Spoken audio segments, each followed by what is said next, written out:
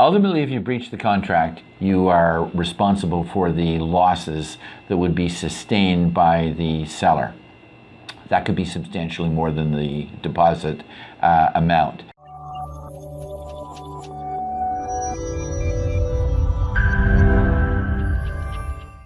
Hey everyone, it's Lawrence Mack from RE/MAX Realty here again with Brian Madigan, real estate broker at RE/MAX West and also a lawyer. How are you doing, Brian? I'm doing very well. Excellent.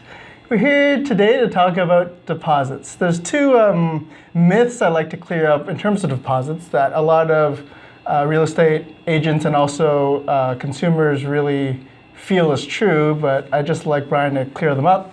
The first one of which is after you put in an offer, can you just not give in the deposit and just walk away from the contract, right? No, you can't. You're under an obligation to submit that deposit. It's a contractual term. So the agreement is already firmed up, so to speak. Many people would think, and it's just an illusion, and that is that if they don't then submit the deposit, it's a walkaway right at that particular point in time, and that's not the case.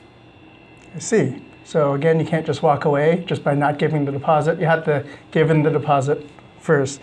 The second myth that I've seen a lot, or at least a lot of people have mentioned, is that during the process of the contract, if for some reason you walked away from it, is your only financial obligation just the deposit amount that you put in, or are you liable for a lot more if you breach the contract? Ultimately, if you breach the contract, you are responsible for the losses that would be sustained by the seller.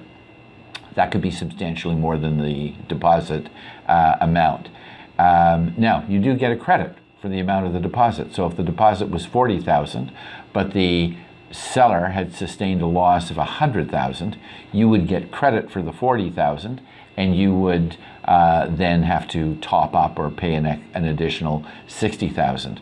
One thing that's often overlooked is the fact that the parties, by virtue of having a deposit in the first place, have already pre-agreed in the contract by specifying that there's a $40,000 deposit, that the seller's losses in the circumstances will amount to at least $40,000 without any proof. So that's the automatic bottom line, bare minimum amount that the seller would be entitled to for breach of contract. So you can't just say, here's a deposit, okay, we're done. That doesn't make any sense. No.